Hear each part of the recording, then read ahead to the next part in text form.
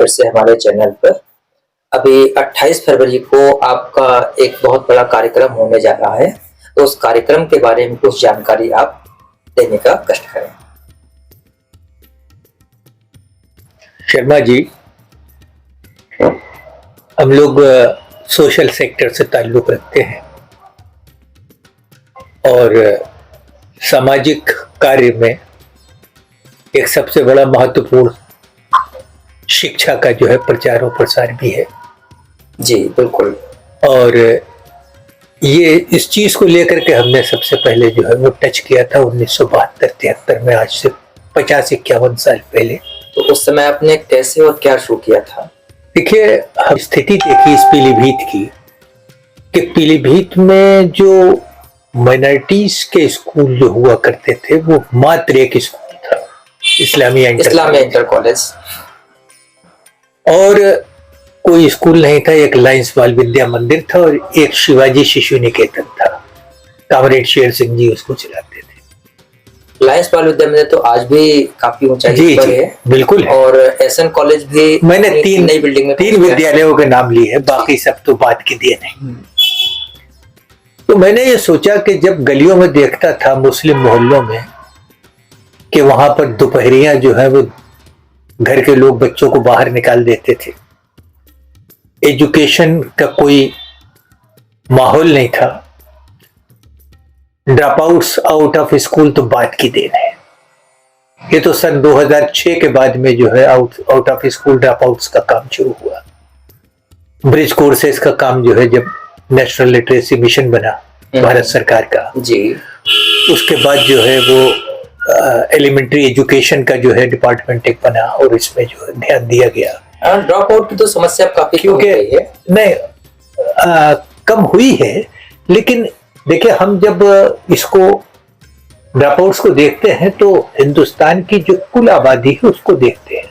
मैंने आपसे अभी अर्ज किया कि हम कंसंट्रेट हमने किया माइनॉरिटीज के ऊपर, जहां शिक्षा की कमी की वजह से, अशिक्षा की वजह से आज इतनी सामाजिक कुरीतियां हैं, इतने धार्मिक मसले की और ये सब पूरे जो है डाइवर्जेंस हैं, ये शिक्षा की कमी की वजह से। 50 बुराइयों को दूर शिक्षा करती है।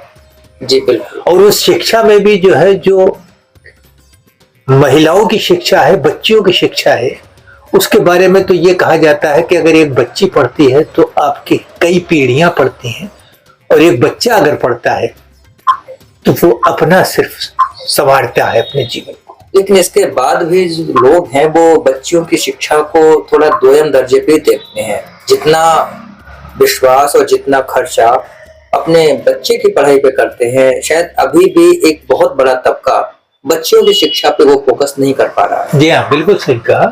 देखिए, आप ड्रॉप आउट्स देखिए, अभी यूनिसेफ ने जो है जो सर्वे किया था, यूनिसेफ ने जो है बहुत से डेंजर जोन जो है डिक्लेयर किए थे एजुकेशन के एतबार से, शिक्षा के प्रचार प्रसार या शिक्षा के उसमें। शायद यही वजह थी, उस डेंजर जोन की वजह से ऑल ओवर इंडिया एक सर्वे था कि उस पर सरकार को राइट टू एजुकेशन जो है वो कानून लेके आना पड़ा। हम लोग मिले थे एपीजे अब्दुल कलाम जी से इसी चीज को लेकर के कि ये जो डेंजर जोन है और इसमें ज्यादातर देखा जा रहा माइनॉरिटीज और पसमानदा मुस्लिम अपनी जगह पर जो है वो सबसे ज्यादा drop outs out of school और ड्रॉप आउट्स। ये स्थिति ऐसी थी कि यहाँ पर आप देखिए कि आज भी आप अगर जो है इसके डाटाज उठा करके देखिए तो देखिएगा कि अगर मान लीजिए कि बच्चों का प्रवेश तो हो रहा है, सरकार आज भी राइट टू एजुकेशन के बाद में जो है वो प्रवेश हो रहा है। टीचर्स जाते हैं और जाने के बाद जो है सर्वे भी करते हैं, गांव में कोई जा रहा है कि नहीं जा रहा है, उसके यहाँ मोटिवेट करते हैं, सब कुछ करते हैं। लेकिन अभी इस चीज पे ठीक से जो है कंसंट्रेशन माइनॉरिटीज में नहीं हो पा रहा है, पसमानदा में, क्योंकि आप जानते हो कि पसमानदा मुस्लिम 85% है टोटल मुस्लिम का। तो जाहिर सी बात है कि जब हम कोई भी योजना बनाए, कोई भी विकास की बात करें, कोई भी शैक्षणिक बात करेंगे, तो हमको फोकस जो है पसमानदा पे करना पड़ेगा। और जब पसमानदा का मतलब मुस्लिम, तो जिनमें जो शिक्षा के प्रति एक जो जागृति अवेयरनेस होनी चाहिए जी, वो अवेयरनेस न आने के क्या आर्थिक और सामाजिक कारण के अलावा और भी कोई कारण हो सकता है इसमें? हाँ, कारण है। देखिए, गरीबी एक सबसे बड़ा कारण है, रोजगार। ये जो हिंदुस्तान में जो पसमानदा मुस्लिम है, ये अपनी जगह पर आर्टिजन्स कहलाता है, हस्तशिल्पी, हाथ कारीगर। ये समाज में इनका योगदान जो है किसी ना किसी जो है ट्रेडिशनल काम से है। हालांकि आज के दौर में ट्रेडिशन जो है वो काम के रूप बदलते जा रहे हैं। खासतौर से जो नाई का काम जो है वो सैलून पे हो गया है, और कोई बढ़ई का काम करते हैं तो अब आजकल जो है वो एक आलीशान कारपेंटर हो गए, मशीनरी इंट्रोड्यूस हो गई है। उसमें अपनी जगह पर राजगिरी की अगर बात करें तो राजगिरी में जो है वो मशीनरी डेवलप हो गई है, स्प्रे मशीन आ गई है, स्प्रे मशीन चलती है, उसके बाद जो है वो सब प्लास्टर हो जाता है। आज हॉलो ब्लॉक का दौर आ गया है कि वहां पर जो है 4 ईंट नहीं बल्कि एक ही हॉलो ब्लॉक की ईंट रख देते हैं। आज बाउंड्री की जरूरत होती है तो बाउंड्री का जो है वो रेडीमेड जो है वो सब चीजें आ गई हैं। तो ये सब चेंज होता जा रहा है। इसने अपनी जगह पर पेशों को कुछ थोड़ा सा मिनिमाइज किया है, और यही वजह है कि उसमें एक दूसरे तरफ डाइवर्जन हुआ है। लोग रोजगार की तलाश में से इधर से उधर हैं, तो बहुत से बेरोजगार भी हुए और बहुत से ट्रेडिशनल अभी चल रहे हैं। तो ये जो चीज थी, इसमें उन परिवारों में, पसमानदा मुस्लिम्स में ये बात हुई कि उन्होंने ये कहा कि भाई हमें तो मजदूरी करना है। कोई अगर धोबी है तो वो सोच रहा है कि हमें तो कपड़े धोने का काम करना है, हमें तो मजदूरी करना है, हमें तो खेत मजदूरी करना है। तो अब सवाल यह है कि पढ़ करके जो है क्या करेंगे, पढ़ करके हम क्या करेंगे। अब सवाल यह है कि अब चाइल्ड लेबर आ जाता है। मुस्लिम्स में जहां राइट टू एजुकेशन उन्होंने कर दिया कि 6 साल से लेकर के 14 साल तक हर हाल में जो है वो पढ़े, कानूनन उसको पढ़ना पड़ेगा। तो आप ये देखिए कि ये उम्र बच्चे को किसी सनत में डालने के लिए जो है वो बहुत अच्छा वक्त होता है। कहते हैं बच्चे को शुरुआत में ही डाल दो ताकि वो एक अच्छा टेक्नोक्रेट निकले, एक अच्छा हस्तशिल्पी निकले। तो उसके पीछे ये भी एक वजह थी कि उन्होंने ये सोचा कि इसको बस खाली जो है मदरसा भेज करके जो है वो नमाज आ जाए और मौली साहब जितना बता दे उतना आ जाए, और उसके बाद में जो है ये बच्चा अपने जो है वो किसी साइकिल की दुकान पे बैठ जाए, किसी पंचर की दुकान पे बैठ जाए, किसी मिस्त्री की दुकान पे बैठ जाए, किसी लोहार के कारखाने में चला जाए, किसी फैक्ट्री में चला जाए, रेडीमेड की फैक्ट्री में चला जाए, राजमिस्त्री के साथ जाकर के जो है कन्नी चलाना सीख जाए, ईंट तोड़ना सीख जाए। तो ये सब जो है चीजें जो है अपनी जगह पर उस परिवार सीधा सा वो जो है 4 पैसे कमाने के लायक हो जाए, मजबूर बाकी जो है उसको जो हम सिखाएंगे वही सीखेगा सिर्फ। अब वहां देखिए उसका शोषण भी हो रहा है। अब जैसे 10 साल का बच्चा जो है वो किसी वर्कशॉप के ऊपर जो है वो जब पहुंच रहा है तो अब उसको कुछ नहीं मिल रहा है, और उस पर यह है कि सब हम सिखा रहे हैं, वो उस्ताद की तरीके से उससे जो है बेगार भी ले रहा है। बिल्कुल। तो ये सब चीजें जो थी इसमें जो है वो एजुकेशन अपनी जगह पर अगर पढ़ा भी लिया तो आप देखिए कि अगर 5वें में जो है वो जितना 5वां दर्जा पास करके मान लीजिए बच्चा निकलता है तो वो 8वें तक जो है इसमें 20% से 30% जो है इसमें ह्रास हो जाता है। उसके बाद जब वो जो है वो हाई स्कूल स्तर पे जाता था तो उसमें और ह्रास हो जाता था, इंटर पे पहुंचता था और ह्रास होता, यहाँ तक कि 4-5% जो है वो पसमानदा ही मुश्किल से, उसमें भी अशराफ निकल जाता था, पसमानदा वहां तक भी नहीं पहुंच पाता। तो ये एक अपनी जगह पर जो चीज थी, ये अपनी जगह पे एक अच्छा राष्ट्र को डेवलप करने में भी अपनी जगह अड़चन आती थी, उसका बौद्धिक विकास भी उस तरीके से हो जाता था। अच्छा अब देखिए कि जो ये मदरसे में जो उसने एक छोटी सी जो है शिक्षा ले ली, अगर उसने जो है मॉडर्न एजुकेशन की तरफ जो है नहीं गया तो आप ये देखिए वो वहीं पर मिस्त्री का मिस्त्री वहीं पे रहा। ये जो स्थिति थी, हमने इसके लिए जो है वो 1973 में ही जो मेरे पिता भी चूंकि एजुकेशन में थे, मेरे माता जी भी हेड मिस्ट्रेस थी, मेरी मिसेस भी क्रिश्चियन कॉलेज से जो है लखनऊ से जो है उन्होंने किया था। एक हमारा शिक्षा से जुड़ा हुआ परिवार रहा है, और मेरे परदादा जो है वो ब्रिटिश पीरियड में जो है नायब तहसीलदार हुआ करते थे। तो हम लोग को एजुकेशन से ताल्लुक था, तो हमने सबसे पहले सन 73 में यहाँ पे स्कूल खोला। और आप ये सोचिए कि बच्चों को मैं गलियों से ले लेकर के आता था। कहा मैं मतलब यह है कि पढ़ने लिखने के बाद किसी नौकरी में जाता, कहीं उस पे जाता, वो दौर बड़ा आसान था, ऐसी बात नहीं थी। तो बजाय इसके जो है मैं इस पे लग गया कि गलियों से और इन जगहों से बच्चों को लेके आता था। मुझे याद है कि 14-14 साल की, 15 साल की लड़कियां अपने 5 बच्चों को, जिसमें एक बच्चे को उंगलियां पकड़ करके लेकर के आती थी और हम उनको पढ़ाते थे। 2006 में ब्रिज कोर्सेस जो है गवर्नमेंट ने शुरू किया कि 2 तरीके की एजुकेशन होती है, एंडागोगी और पेडागोगी। एंडागोगी में जो है वो आप देखिए कि एक बड़ा बच्चा है, 10 साल का है, 12 साल का है, अगर वो ड्रॉप आउट भी नहीं, आउट ऑफ स्कूल मान लीजिए उसको, और आउट ऑफ स्कूल है तो उसका जो ब्रेन की जो कैपेसिटी है वो अच्छी है, और जब ब्रेन की कैपेसिटी अच्छी है तो फिर उसको जो है वो गैप्सिंग जो पावर है, ग्रहण करने की जो क्षमता है वो ज्यादा है। तो उसको अगर 6 महीने में हमने जो है वो सही तरीके से उसको ज्ञान दे दिया तो वो अपनी जगह पे तीसरे, चौथे, 5वें के लायक जो है उसको बनाया जा सकता है, अगर उसकी बुद्धि जो है वो एक नॉर्मल भी है। तो इस तरीके की चीज हमने जो है उस वक्त में की। जो टोटल मुस्लिम का शैक्षणिक विकास और समस्याएं शिक्षा को लेकर, इस पे हम लोग जो है वो अपने जो तजुर्बे हुए हैं उनको हम फोकस करेंगे, और हम ये चाहेंगे कि किस तरीके से इस समाज को जो है वो शिक्षा में कुछ ऐड किया जा सके, सरकार को सुझाव दिए जा सके। कि जैसे कि मान लीजिए कि ब्रिज कोर्स जो है 2009 में जो है वो सरकार ने बंद कर दिया। ब्रिज कोर्स हमने बदायूं, बरेली और पीलीभीत, हमारे पास ये 3 जिले थे। भारत सरकार में हमारा सिलेक्शन हुआ था, उसमें हमने इस चीज़ को काम किया था। तो 6 महीने के आवासीय कोर्स थे। हमने ये देखा था कि इसमें मुस्लिम का भी छात्रों का रिजर्वेशन जो है 25% का था, उसमें हम लोग रखते थे। तो इसी तरीके के बच्चे लेकर के आते थे और सरकारी सुविधाओं के साथ में जो है उनको हम फिर मेन स्ट्रीमिंग, बेसिक शिक्षा अधिकारी क्या करा करके, और उनको हम फिर वो 5वें में और उसको रेगुलर हो जाते थे। तो ये चीज़ बंद होने से आज भी राइट टू एजुकेशन होने के बावजूद भी ये ड्रॉप आउट्स जो है बंद नहीं हुआ। भाई हम उनको जो है वो बाकायदा जो है वो पेडागोगी एजुकेशन की तरफ नहीं ले जा पा रहे हैं, और ना ही उनको पढ़ पा रहे हैं। लाते हैं, लाने के बाद करते हैं। अब जैसे कि ईंट भट्टा है, ईंट भट्टे के ऊपर जो है वो अमूमन आपने देखा होगा यहाँ से लेकर के कश्मीर तक जो है पूरे गांव जो है वो जाते हैं, पूरे गांव जाते हैं और मजदूरी करते हैं, बच्चे भी करते हैं।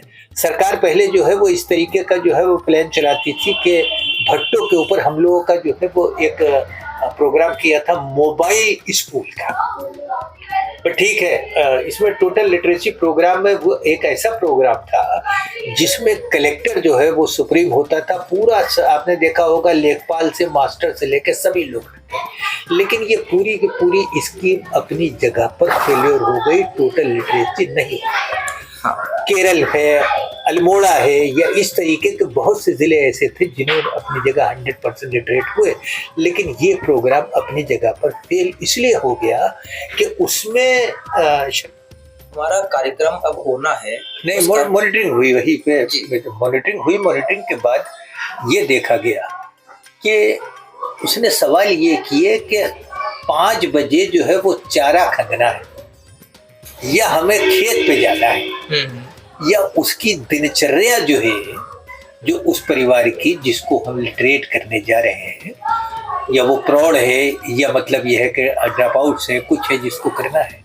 तो उसके इन सवालों का कोई जवाब नहीं था, और यही वजह रही कि इतना सब कुछ होने के बाद वो नहीं। वही स्थिति आज भी है, और मुस्लिम्स में बहुत ज्यादा आधी समस्याएं तो ये शिक्षा की कमी जो है वो इस समाज की है। यहाँ पे आपको थोड़ा सा ब्रेक हमें, मुझे याद है कि उस समय कॉलेज लाइफ थी हमारी जी, एनएसएस के कैंप लगा करते थे जी हाँ।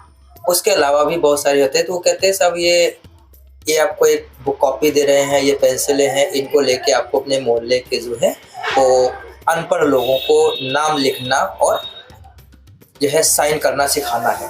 किट आती थी, जी। तो हम लोग निकल जाते थे लेके, लेकिन हमें पता ये समझ नहीं आता था कि सिर्फ नाम लिखने से कोई लिटरेट कैसे हो जाएगा। उसमें एक कंसेप्ट था, वो आपके सवाल का जवाब दे दूं, चूंकि मैं नेशनल लिटरेसी मिशन में रहा हूँ। जी। उसमें ये था कि चूंकि समाज आगे बढ़ रहा था, जिम्मेदारी बढ़ रही थी, तो बहुत से बैंक के, आज तो इतना सब कुछ ऑनलाइन सब हो गया, तब मोबाइल भी नहीं था, कोई चीज़ नहीं थी।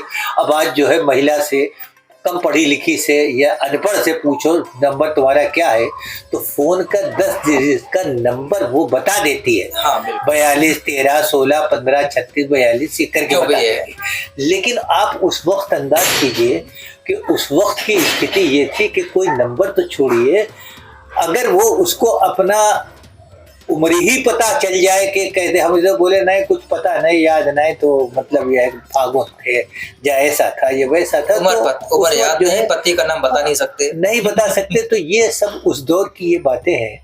ये किट बाकायदा दी गई थी, लेकिन ये बट गई और सब कुछ हुआ, लेकिन वो अपनी जगह नहीं पाया। तो ये हमारा कहना ये मकसद है उस प्रोग्राम में, इसीलिए हमने जो है वो संजीव कुमार जी जो है, संजीव प्रताप सिंह जी होंगे, हमारे चुनी हुई जो है वो आस्था अग्रवाल जी होंगे, और ये लोग होंगे। हम सरकार के मंचों पे कई जगह, लखनऊ में भी अभी हमने जो है पसमानदा पंचायत में इस इशू के ऊपर बात किया और ये बात कही गई। उसमें हमने जो है वो अलीगढ़ यूनिवर्सिटी के इस वक्त तो राष्ट्रीय भारतीय जनता पार्टी के उपाध्यक्ष जो है तारिक मंसूर साहब जो है वो है अभी MLC उत्तर प्रदेश, उनको हमने खास तरीके से बुलाए थे, एजुकेशनिस्ट। अभी आपका एक मुझे पत्र मिला था जिसमें आपने हमारे शहर के समाज सेवी अमित लाल जी को मुख्य अतिथि के रूप में आमंत्रित किया है जी। हालांकि वो किसी पहचान के मोहताज नहीं है, लेकिन फिर मैं आपके लफ्जों में जानना चाहूँगा कि उनको मुख्य अतिथि बनाने के पीछे क्या कारण रहा है। हमने सामाजिक कार्य की बात कही, जो संस्था है समाज कल्याण विकास अध्ययन केंद्र जी, ये हम लोग जो है वो ये जानते हैं कि अमृतलाल जी का जहाँ नाम आता है तो मैं कहता हूँ कि वो एक व्यक्ति क्या अपने में वो खुद एक पूरे समाज का प्रतिनिधित्व करते हैं। अमृतलाल जी खुद कुछ नहीं, लेकिन उनके अंदर जो एक भावना है, न मजहब से मतलब, न जाति से मतलब, न किसी चीज, जरूरतमंद कौन है, किसके पाँव नहीं है, किसके आँख नहीं है, किसके सुनाई नहीं देता, किसकी क्या परेशानी है, इसको कौन दूर करेगा? क्या सरकार इन सब चीजों को दूर कर सकती है? सवाल ही नहीं उठता। हमने सरकार के साथ भी काम देखा है। हम जब मेनका गांधी के PS हुआ करते थे, हमने ये काम जो है, हमने अमृतलाल जी ने शुरुआत किया था यहाँ पर, तो वो सांसद निधि से सबसे पहले 5 लाख रुपए से ये काम शुरू किया।